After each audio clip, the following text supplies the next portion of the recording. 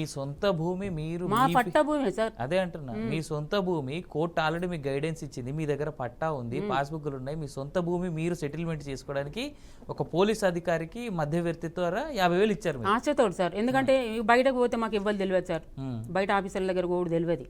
కాదు ఈయన అమాయకుడు, నేను ఒక్కదాన్ని ఇంతగానో తిరగాలి, తిరిగితే కూడా అట్లా లాస్ అవుతామే సార్. సరే కొడితే ఒడవని పోనీ అని అప్పు తెచ్చిచ్చిన సార్ 50,000. అప్పు తెచ్చిస్తా కూడా కథ మేము ఇచ్చినామని తెలిసింది కావచ్చు, అపోజిట్ వాళ్ళు ₹1,00,000 ఇచ్చారు. వాళ్ళంటే ఇద్దరు ఉన్నారు కదా, ఇద్దరు ఉన్నారు. కథ మేము ఇచ్చినామని తెలియగానే అటు నుంచి వచ్చినాయి.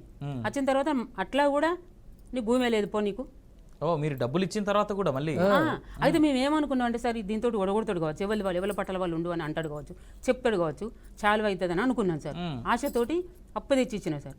అప్పు తెచ్చి ఇచ్చినాక కూడా మళ్ళీ మొదటికి వచ్చిండు. ఏం చేయాలి, 50,000 అప్పు అయింది, 3 ఎకరాల భూమి పోతుంది. ఇడికి పోతే మనకు ఆధారం లేదు, పరిష్కారం లేదు. ఏం చేయాలి సార్, ఇక సద్దాం అనుకున్నాను సార్. ఇక సద్దాం అనుకున్నా, ఏడ్చిన ఘోరంగా ఏడ్చిన. నేను ఏడితే అమ్మ ఇయ్యలేకపోతే రేపు రాదా భూమి, సచ్చుడు పెట్టకమని నేను ఏడవాలని నా సంగతి ఏంది, బస్ భూమితోటి ఇన్నేళ్ళ సంది ఎగిసుకొచ్చినావు, ఈ లాస్ట్ ఫైనల్ ఎందుకు చస్తా అంటాను అమ్మ, నువ్వు చచ్చితే నువ్వు చచ్చేదానివి అయితే నాన్నకింత నాకింత మందు పోయి పోసి నువ్వు తర్వాత దాగి సావు. నా కొడుకు నువ్వు ఒకదాన్ని చనిపోయిన తర్వాత మేమైతే బతకలేము. నాన్నకు ఫస్ట్ నాకు చెరింత పోసి నువ్వు ఇంత పోసుకో, చావాలని డిసైడ్ అయితే మాత్రం ఈ పని చెయ్యి, ఆలోచన నువ్వు ఇంకోసారి రానియకమ్మ అని నా కొడుకు ధైర్యం చెప్పిండు. చెప్పిన తర్వాత పిల్లగాడు ఇప్పుడే చదువైపోయిన జాబ్ చేస్తాడు. వాడిని ఇంత దూరం నేను కైకిలు చేసి కూలి చేసి చదివించిన, వాడికి స్థాయిలో వస్తాడు ఇప్పుడే. వాడిని నేను బాధ పెట్టి ఎందుకు, సరేలే నేను ఏమన్నా దొంగతనం చేయలే కదా, వాళ్ళు ఏమన్నా లాక్కోలే కదా మేము అని మళ్ళీ ధైర్యం తెచ్చుకొని అడ్వకేట్ దగ్గర పోయినా సార్, ఇట్లా అంటాడని. అవునా అని ఆయన వెంటనే ఫోన్ చేసిండు ఎస్ఐ గారికి. అవును సార్, మరి అన్న ఆర్డర్ పాల్తాడారు అన్నమాట, ఆర్డర్ పాల్తాడర్ కూడా ఉంటుందా అని ఆయన అడ్వకేట్ అడిగిండు. ఆర్డర్లో పాల్తాడర్ కూడా ఉంటుందా, జడ్జిమెంట్ ఆర్డరు పాల్తాడర్ కూడా ఉంటుందా అని, మరి అట్లా రెంటిల్లో కూడా ఉంటుందా అని నీకు తెలిసి అని ఆయన అడిగిండు. అడిగిన తర్వాత అవునయ్యా మరి అది ఆర్డర్ ఏం ఆర్డర్ అది, ఆమె ఎక్కువ మాట్లాడుతుంది, బాగా మాట్లాడుతుంది అని ఆయన అన్నట. ఆమె మాట్లాడుతుంది, ఆమె లాస్ అయ్యేల బాధలు ఆమె ఉన్నది, లాస్ అయిన బాధలు ఆమె ఉన్నది. ఏదో మీకు సాధ్యమైన పని అవుతుంది కాబట్టి మీ దగ్గరకు వచ్చి అడిగింది, అది ఒడగొట్టురు అన్న మీతోటి అవుతుంది కాబట్టి ఒడగొట్టురు అని ఆమె అడిగింది. కానీ ఆమె మాట్లాడేది కదా, ఆమె గురించి నాకు తెలియదా అన్న అని ఆయన మాట్లాడిండు. మాట్లాడి ఏం చేసిండు, ఇక ఏం అంటలేడు, ఇక సమాధానం చెప్తాడు. అన్న నువ్వు చేసే పని నువ్వు చేసుకో, నా పని నేను చేస్తా. డైరెక్ట్ అడ్వకేట్ తోనే చెప్పినటువంటి మాట అది, మీరు చేసుకోండి నా పని నేను చేసుకుంటాను అన్నాడు. అన్న తర్వాత ఇక ఇప్పుడు నువ్వు తొందరపడకమ్మా, ఏడువకు, సచ్చుడు గిచ్చుట నాన్నకు, మనం లీగల్గా పోదాం, మన కోర్టు నుంచి నీ పట్టా నీకు ఏడిపోదు, కానీ నువ్వు సచ్చుడు ముచ్చట పెట్టకు, నువ్వు ధైర్యంగా ఉండు, మనం లీగల్గా పోదాం, నువ్వు అయితే న్యాయంగా నీ పట్ట నీకే కావాలంటాను కదా, నువ్వన్నా వాళ్ళ పట్ట చేయించుకోలే, 82లో అయిన పట్టను నువ్వు నీ పట్టకు నువ్వు భయపడి నువ్వు చదివితే పరిష్కారం కాదమ్మా, ఎందుకమ్మా మనం లీగల్గా పోదాం, కోర్టు ఉన్నది కదా, నువ్వేం భయపడకు, నువ్వు ధైర్యంగా ఉండు, 10 ఏళ్ళు కష్టపడ్డావు, 1 సంవత్సరం కష్టపడలేవా, నువ్వు సచ్చుడు ముచ్చట పెట్టకమ్మా. అంటే ఏ సంవత్సరం నుంచి నడుస్తుందమ్మా ఈ ఇష్యూ మొత్తం అంతా? 2015 నుంచి సార్. 2015 నుంచి మీ ఇంట్లో మధ్యలో గొడవ? మా గొడవలే, ఇక బాయ్ కూడా రానిచ్చలేదు సార్, నీళ్ళకాడ గొడవతోటే రానిచ్చలేదు. రైట్.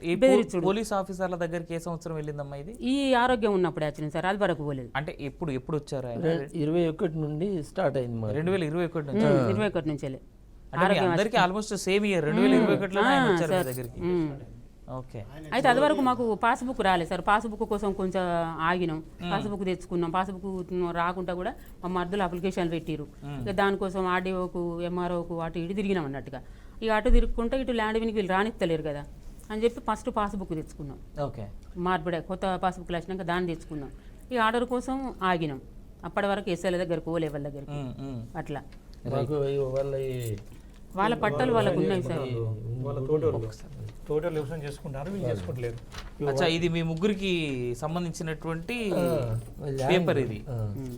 ఇగో ఇది డిప్టీ కొలిసిన సార్, ఒకసారి మీరు ఇది అఫీషియల్ గా తహసీల్దార్ ఇచ్చినటువంటి ఇది ఒరిజినల్ పేపర్ అండి, దీని ఏం డూప్లికేట్ కాదు. ఇక్కడ ఈ గ్రీన్ సైన్ ఇక్కడ ఉన్నటువంటి ఆయన వేసినటువంటి ఇది చూసుకోవచ్చు మనం. వాళ్ళు అఫీషియల్ గా ఇంత ఉండగా కూడా క్లియర్ గా 3 ఎకరాలు ఉన్నది కదా దీంట్లో.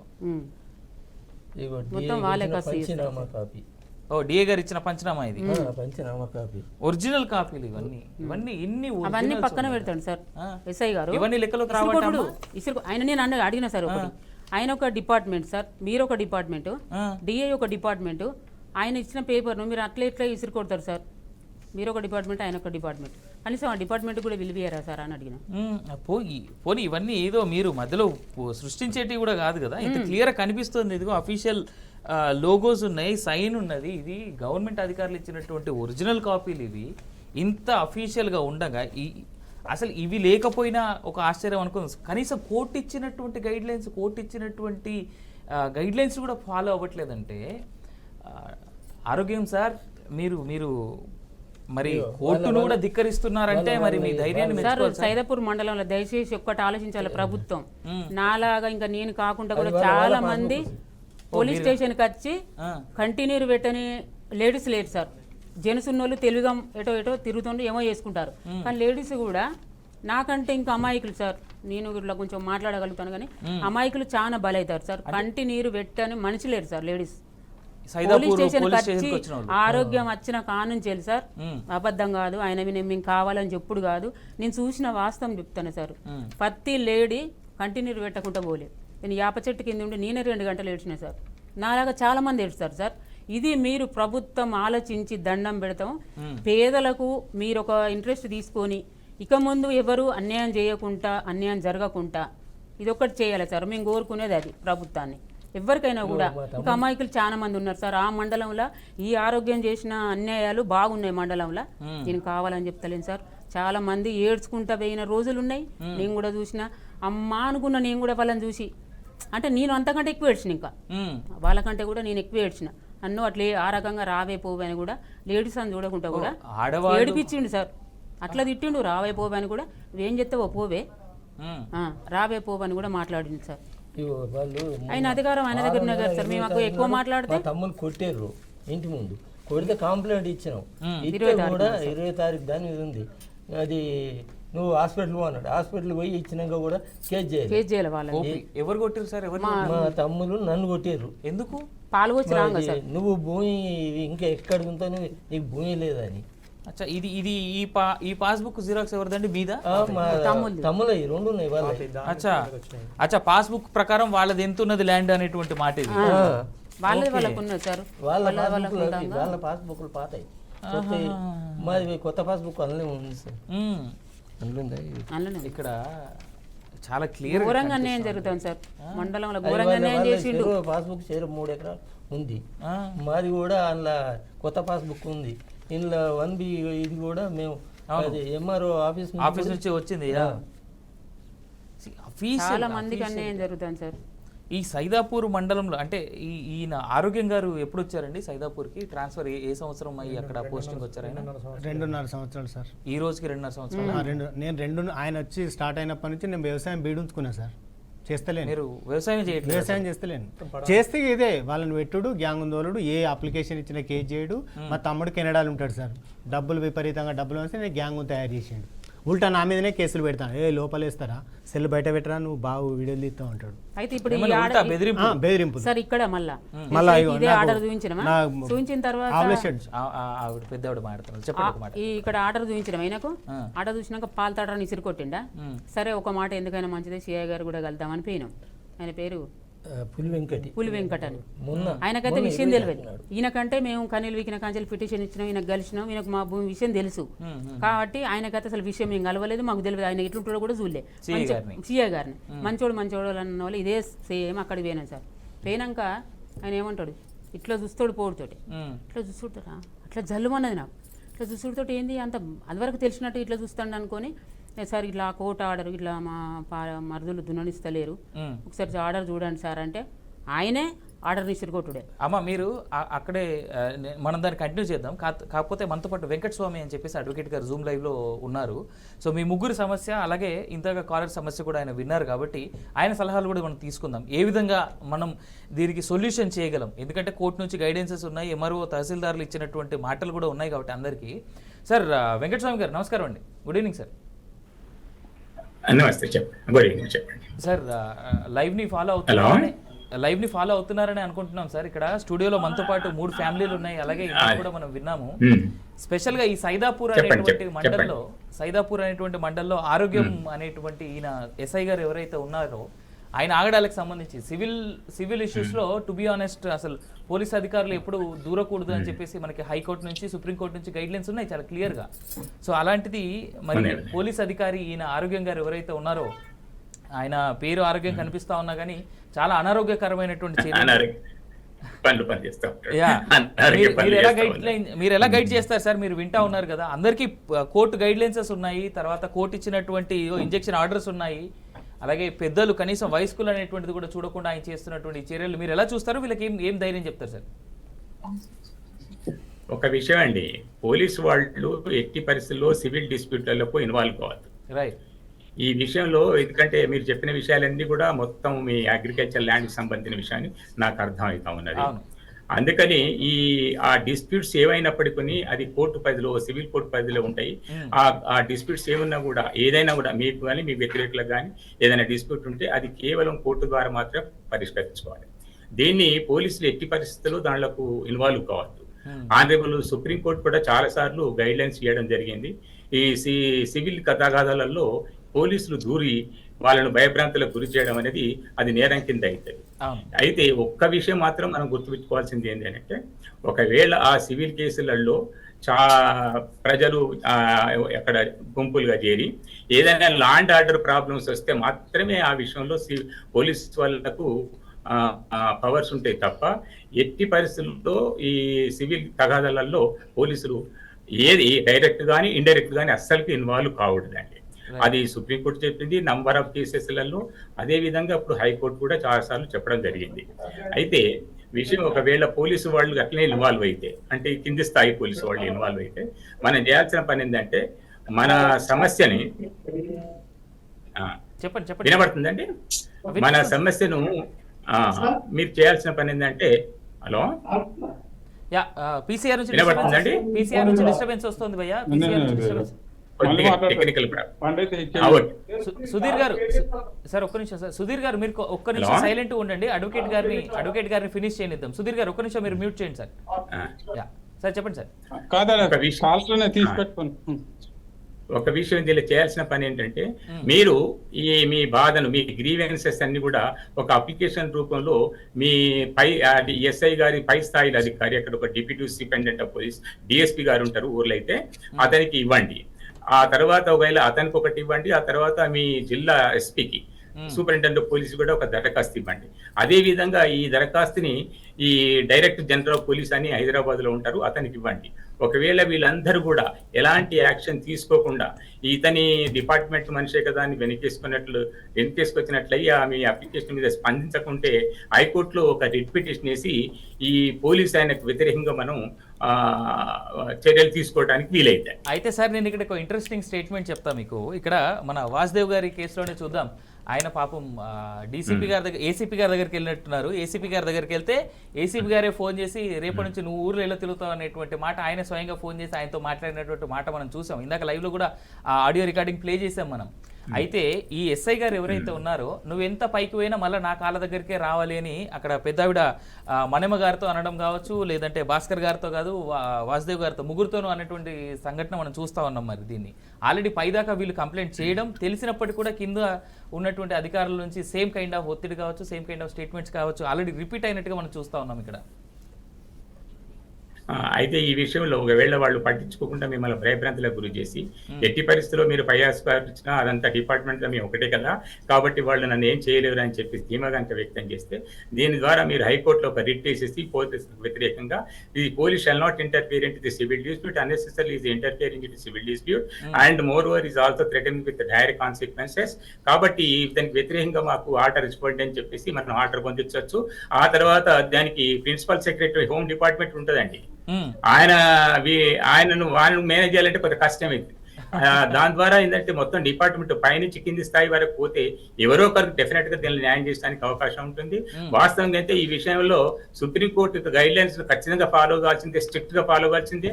పోలీసు వాళ్ళు సివిల్ డిస్ప్యూట్ లో అసలు తలదూర్చకూడదు, అట్లా చేస్తే అది చట్టరీత్యా నేరం అండి.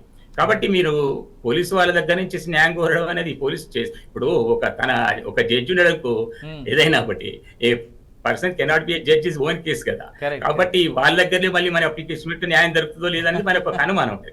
అందుకని మీరు సంబంధిత కోర్టు ద్వారా మాత్రం ఈ పని అంటే హైకోర్టులో, ఇది కేవలం పోలీసులకు వ్యతిరేకంగా చర్య తీసుకోవాలంటే హైకోర్టులో మాత్రమే మీరు ఏం చేయాలంటే హైకోర్టులో ఇగో ఈ సివిల్ తగాదాలు మాకు ఉన్నాయి, ఈ భూమి మాది, ఈ భూమి మాది, అతని వ్యతిరేకంగా వీళ్ళు ఇబ్బంది పెడతా ఉన్నారు, మీది మేము కోర్టులో ఫైల్ చేసాము, ఒక సివిల్ తగాదా అందులో పెండింగ్ ఉన్నది, పెండింగ్ ఉన్నప్పుడు ఒక పార్టీ వైపు అయిన వత్తాసు పలుకుతూ మా దగ్గర నుంచి డబ్బులు లాగడానికో లేకపోతే మీకేం ఏదన్నాడో లేదంటే బెదిరిస్తా ఉన్నాడో బెదిరించడానికి కోసం మమ్మల్ని ఇబ్బంది పెట్టేస్తాడు కాబట్టి అని దానికి కొద్దిగా సాకు ఫైల్ చేసి ఒక రిట్ పిటిషన్ ద్వారా మీరు ఫైల్ చేస్తే ఖచ్చితంగా కోర్టు వారు ఆ ఎస్ఐని అవసరమైతే మనం కోరవచ్చండి. ఆ రిట్ పిటిషన్ లో ఈ ఎస్ఐని మొత్తం సస్పెండ్ చేయమని కోరవచ్చు, లేదైతే ఉద్యోగం నుంచి తీసేయండి అని కూడా కోరవచ్చు.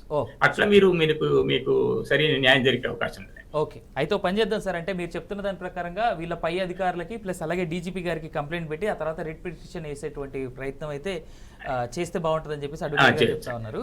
Right sir, thank you so much sir. అలాగే సుధీర్ గారు మనతో పాటు లైన్ లో ఉన్నారు. సుధీర్ గారు రైట్, సుధీర్ గారు కాల్ డిస్కనెక్ట్ అయినట్టుంది.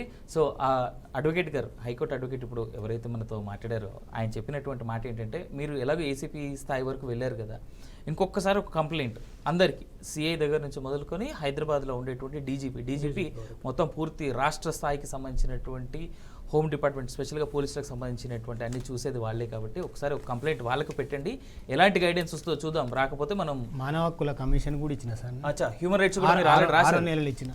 అచ్చా, 6 కూడా ఏం లేదు, అవన్నీ ఫోటోలు వీడియోలు అన్ని సీడీ తీసి పెట్టిన. అచ్చా అచ్చా అచ్చా. సో మీరు ఎలాగ మానవ హక్కుల దాకా వెళ్ళారు కాబట్టి వాసుదేవ్ రెడ్డి గారు, మీరంతా కలిసి ఒకసారి ఎంతమంది అయితే ఉన్నారో దీంట్లో పోలీస్ డిపార్ట్మెంట్ నుంచి కూడా చాలా మంది ఉన్నారు ఇంకా. అదే నేనేమంటాను, ఊరికొక టీం తయారు చేసింది సార్. ఊరికొక టీం నచ్చిన గాంచెలు డబ్బులు తింటాడు, పని చేయడు. ఇప్పుడు నేను వ్యవసాయం చేస్తాను, పాపం నాది గ్రామ పంచాయతీ పర్మిషన్ తోటి షెడ్ కట్టుకున్నా సార్, ఆవుల షెడ్లా. ఇప్పుడు నాకు బీడ్ ఉంటుందని తెలిసిన వాళ్ళు అడిగి ఆవుల కట్టేసుకుంటాను. వాళ్ళని పోలీస్ స్టేషన్ పిలిపించుకొని అందులోకెళ్ళి ఆవులు కాల్ చేయండి, అది గొడవ ఉన్నది, మీరు అది ఉండద్దు అని బెదిరించాడు. అట్లా వినపోతే నా అదర్ కమ్యూనిటీని తోలి మీ మీద అట్రాసిటీ కేసు పెడతాం. షెడ్ వాళ్ళే ఇంటికి పోయి వీళ్ళని బెదిరించుడు, లేడీస్ని బెదిరించుడు, వాళ్ళ ఫ్యామిలీని వాళ్ళని ఎందుకు ఆవుల కట్టేస్తాను అని పెద్ద టార్చర్ సార్. ఒక ఏమనంటే నేను ఇప్పుడు వ్యవసాయం 5 ఎకరాలన్నర 2 సంవత్సరాలు ఆరోగ్యం వచ్చినప్పటి నుంచి చేయకుండా వదిలిపెట్టుకున్నా. అమ్మాయి చెట్టు పెడితే తీసేసాను. ఇక అప్పటి నుంచి సప్లై మళ్ళీ నాకు ఉన్న బాటను దున్నేస్తాను సార్, దున్నేసి పోనిస్తలేరు. ఓకే, ఇది వాసుదేవ్ గారు విషయంలో ఆయన తయారు చేసుకున్నటువంటి సీడీ జరిగినటువంటి అంశాలన్నీ ఇది ఆయన తయారు చేసుకున్నటువంటి సీడీ. ఇవి ఫోటోలు, ఆయన వేసుకున్నటువంటి డ్రిప్ ఇరిగేషన్కి సంబంధించినటువంటి ఫోటోలు, ఆయన పొలానికి సంబంధించినటువంటి ఫోటోలు. అదే కాకుండా ఆయన ఇదిగోండి, గౌరవనీయులైన మానవ హక్కుల కమిషన్ తెలంగాణ హైదరాబాద్ అని కంప్లైంట్ రాసి, ఇది కంప్లైంట్ ఒరిజినల్ కాపీ, ఇది వాళ్ళు రిసీవ్ చేసుకున్నట్టుగా కూడా. అండ్ దీంట్లో తెలంగాణ వాళ్ళ లోగో, వాళ్ళ రబ్బర్ స్టాంప్ కూడా ఉంది, ఒరిజినల్ స్టాంప్ పేపర్. ఇది 26వ తారీఖు 6వ నెలలో ఇచ్చినటువంటి కంప్లైంట్. ఇది ఇప్పటివరకు దీనికి సంబంధించి ఎలాంటి మూమెంటం అయితే లేదు. ఈ సైదాపూర్ అనేటువంటి మండల్ ప్రస్తుత కరీంనగర్ జిల్లా కదండి ఇది. కరీంనగర్ జిల్లాకు సంబంధించినటువంటి ఎస్పీ గారు కావచ్చు, లేదంటే డిఎస్పీ గారు కావచ్చు, కింది స్థాయి అధికారులను కూడా నేను రిక్వెస్ట్ చేసేది ఏంటంటే, ఇన్ని కేసులు ఉన్నాయి సార్, మరి ఎస్ఐ గారు ఆరోగ్యం గారి మీద ఇన్ని కేసులు ఉన్నప్పటికీ కూడా, ఇన్ని కంప్లైంట్స్ వస్తున్నప్పటికీ కూడా స్టేషన్కి ఇంతమంది వస్తూ ఉన్నారు, ఇంతమంది కన్నీరు కారుస్తూ ఉన్నారు. రక్షక భటులు అనేటువంటి మాట నుంచి మరి భక్షక భటుడు అనేటువంటి మాటగా ఆయన తయారవుతున్నాడు. ఇన్ని కంప్లైంట్స్ వస్తున్నాయి, ఇన్ని ఇదవుతున్నా పై ఆఫీసర్లు సార్ కళ్ళు తెరవండి కొంచెం. రైతులు, చిన్న కుటుంబానికి సంబంధించినటువంటి వాళ్ళు, రోజువారీ తమ కూలీ చేసుకుంటేనే వాళ్ళు బతికేటువంటి వాళ్ళు, తమ పొలంలో ఏదైనా పంట పండితేనే తినడానికి మెతుకులు ఉండేటువంటి వాళ్ళు, ఇలాంటి చిన్న కుటుంబాలు, ఇలాంటి చిన్న రైతుల ఇళ్ళపైన ఆయన దాడులు ఒకసారి పై అధికారులు నిజంగా ఆలోచించారు. చివరిగా భాస్కర్ గారు, మీరేమైనా చెప్పదలుచుకున్నారా పై అధికారులకు కానీ లేదంటే ఇంకెవరికైనా? సార్ ఏం లేదు సార్, ఇప్పుడు ఆరోగ్యం సార్ వచ్చిన కాడ నుంచి మొత్తం మాకు 2.5 సంవత్సరాల నుంచి మొత్తం విచారణ, ఏ గ్రామానికి పోయినా 26 గ్రామాలని, ఏ గ్రామానికి పోయినా బాధ్యులు ఉన్నారు, ఇటువంటి బాధ్యులు. రైట్, 26 గ్రామాల్లో 25 సంవత్సరాల నుంచి ప్రతి ఒక్క ప్రెస్ వాళ్ళని ఈ వీడియో వచ్చిన హాస్పిటల్లో ఉన్నాయి ఇక్కడ, ఈ కామినేలు ఉన్నా వీడియోలు ఏసీబీ గారి దగ్గరికి పోతే సరే అంటే ఈయన చెప్పింది ఏసీబీ గారికి ఏమేరక రాడితే రాని వచ్చినాక సంగతి మాట్లాడని ఏసీబీ గారు అంటాడు. ఇప్పుడున్న ఏసీబీ గారు, నేనేమో హాస్పిటల్లో స్టంటుకి సంగతనం, వీళ్ళు హాస్పిటల్లో నేనున్నా, ఏసీబీ గారికి ఇట్లా మాట్లాడు అంటే ఈ ఎస్ఐ పోయి ఆయనకు కలితేనే కదా. అవును. రైట్, వాసుదేవ్ గారు మీరేం చెప్తారు? పై అధికారులు కానీ లేదంటే న్యాయ సలహా నిపుణులు కానీ లేదంటే అడ్వకేట్స్ కానీ కోర్టుని కానీ మీరు రిక్వెస్ట్ చేసేది? ఏం లేదు సార్, మాకు డ్యామేజ్ అయినాయి, మాకు అన్యాయం జరిగి ఒక డబ్బులు ఉన్న వాళ్ళు తీసుకొని మాకు అన్యాయం చేసుడు కాదు, న్యాయం చేయాలని కోరుకుంటున్నాం సార్. సస్పెండ్ చేయాలి అసలు సస్పెండ్ చేయమని కోరుతా ఉన్నారు. మనమ్మ గారు మీరేమంటారమ్మా? చేయాలి సార్, ఎందుకంటే మా కోరిక ఏంటంటే సరే మాకు జరిగింది అన్యాయం, సరే భరించినాం, కానీ ఆయన పెయిన కాడ కూడా చేసిన అలవాటు అదే పోతుంది, ఇంకెవరికి అన్యాయం జరగకూడదు అని మేము ఆ ప్రభుత్వాన్ని కోరుతాను సార్. ఇంకెవరికి అన్యాయం చేయకూడదు, జరగకూడదు. ఇంకొకరు కూడా ఇంకా అమాయకులు ఉన్నారు, కంటిన్యూ పెట్టకూడదు సార్. కంటిన్యూ పెట్టంగా మీరు చూడొద్దు. మేము హైదరాబాద్కు వ్యవసాయం చేసుకుంటే బతికటోళ్ళం, ఇంత దూరం వచ్చినాం, మీకు ఇన్ఫార్మ్ చేసినాం సార్. మీకు తోటి మాకు ఏదైనా న్యాయం జరగాలి సార్. అయినా ఇటువంటి పనులు చేయొద్దు, మా అనుకో సస్పెండ్ చేయాలి అంతే, ఇంట్లో కూర్చోవాలి. మా బాధ ఏందని మేము కష్టం చేసుకుంటే తినేటోళ్ళం పుట్ట గడుతుంది. మా బాధ తెలియకుండా ఆయన వేలకు వేలు లాక్కుంటా ఆయిగా పాయిగా ఆస్తులు కొనుక్కొని ఆయన చుక్కంగా ఉంటే ఇలా మేము ఏడుస్తాను సార్. మా పరిస్థితి ఏంటిది? మా బాధ అనేది ఆయనకు తెలియాలి సార్. మా బాధ అనేది తెలియాలి అంతే. 5 ఎకరాలు ఉన్నాడు వేరే వాళ్ళ బినామీ పేరు మీద. రైట్. ఇప్పుడు మన సిద్దిపేట ఏరియాలో హుస్నాబాద్ అటు వెంచర్లో ఉన్నాడు సార్. ఒక్కళ్ళు కూడా న్యాయం చేయలేదు సార్. మండలంలో ఆయన వచ్చిన టర్ముల ఈ 2 సంవత్సరాల నరల ఒక్కళ్ళు కూడా మంచిగా చేసిండు అనే పేరనే లేదు సార్. అదే మిగతా ఏసాయిలను మేము ఎందుకు చెప్తారేం సార్? వాళ్ళు ఇంత ల్యాండ్ విషయంలో ఏదైనా చిన్న చిన్న గొడవలు వస్తే పిలిపించేది, అరే అట్లా కాదురా, ఒక తల్లి పుట్టిర్రా, ఇట్లా కాదురా, మీరు మంచిగా కలిసి ఉండాలరా, సత్తే బొత్త కూడాలరా, ఫంక్షన్లకు గెలవాలరా అని చెప్పేవాళ్ళు వేరే ఎస్ఐలు అప్పుడు వచ్చిన వాళ్ళు. కానీ ఇంత కట్టిగే ఎస్ఐని అయితే గత 25 ఏళ్ళ నుంచి అయితే నేను చూడలేదు సార్. ఇదే మాట పోలీస్ స్టేషన్లో కూడా అనుకుంటే ఏడ్చిన కానిస్టేబుల్ తోటి నేను అనుకుంటే ఏడ్చిన సార్. ఇటువంటి ఎస్ఐని అయితే చూడలేదు, ఇంత కట్టుకుని చూడలే. కనికరించక ఒక్క మాట కూడా కనీసం చెప్పేది విని అమ్మ సరే నా సాధ్యమైన పని నేను చేస్తా, ల్యాండ్ విషయంలో నువ్వు చెయ్యవు, చేయకున్నా పర్లేదు కానీ నిమ్మతి కన్నా అరే అటానే తిరిగి అటానే ఇటానే తిరిగి ఇటానే కొంచెం భయం చెప్పో చాలు చేస్తాడు డిపార్ట్మెంట్. అది అట్లా కాకుండా ఎవరు ఎక్కువ అమౌంట్ ఇస్తే వాళ్ళకే సపోర్ట్ చేసుకుంటా వాళ్ళకి లంగలకే సపోర్ట్ చేసిండు సార్. అమాయకులో చేయలేదు సార్. అచ్చా, మీ దగ్గర అంటే ఇబ్బంది వస్తుందని పోయినటువంటి మీ దగ్గర ఎవరి వల్ల ఇబ్బంది చేస్తున్నారో వాళ్ళ దగ్గర డబ్బులు తీసుకున్నారు సార్. డబ్బులు ఎక్కువ ఎవరిస్తే వాళ్ళకే సపోర్ట్ సార్. లంగలని తెలిసి డబ్బులు తీసుకుంటే వాళ్ళకే లంగలకే సపోర్ట్ చేస్తాం సార్. మేము ఏడ్చుకుంటా కూడా మేము సత్య పరిస్థితి సరిగా మేము మందాకి సావాలంటే కూడా కనీసం అరే నా భార్య ఆడదే కదా అని కొంచెం డ్యూటీ పరంగా పక్కకు పెట్టి ఆలోచించి కొంచెం న్యాయం చేయాలన్నా సార్. రైట్, మనం అదే ఆలోచన రాలే సార్. రైట్, మనం అదే కోరుదాం. అలాగే మా ఈ బీఆర్కే న్యూస్ ద్వారా కూడా మనం తగినటువంటి ప్రయత్నం అయితే చేద్దాం. చేయాలి సార్. బట్ లైవ్ టైం అయిపోయింది సార్. సో మనం కుదిరినప్పుడు మళ్ళీ ఒకసారి ప్రయత్నం చేద్దాం మాట్లాడించడానికి. లేదు, టైం అయిపోయింది సార్. మనం చనిపోయిన వ్యక్తి. రైట్, మనం మళ్ళీ ఇంకొక డిస్కషన్లో మళ్ళీ తీసుకుందాం ఆయన్ని. మనం ఈ సందర్భంగా కోరేది ఒకటే ఉంది. నేనైతే మా ఈ బీఆర్కే న్యూస్ తరఫున అన్యాయం ఎక్కడ జరిగితే అక్కడ వాళ్ళకి న్యాయం జరిగేంత వరకు మా పోరాటం అయితే ఉంటుంది. ఇక్కడ ఒక మాట, పోలీసు ఉన్నతాధికారులని డీజీపీ గారిని కావచ్చు, లేదంటే అక్కడ కరీంనగర్ జిల్లాకు సంబంధించినటువంటి ఎస్పీ స్థాయి అధికారులను కావచ్చు, మేము కోరేదల్లా ఒకటే ఏంటంటే ఈయన ఎవరైతే ఉన్నారో సైదాపూర్ మండలంలో ఉన్నటువంటి ఎస్ఐ ఆరోగ్యం గారు ఎవరైతే ఉన్నారో ఆయన ద్వారా ఇబ్బంది పడుతున్నటువంటి ఈ కుటుంబాలన్నిటికీ న్యాయం చేయాలని కోరుతా ఉన్నాం.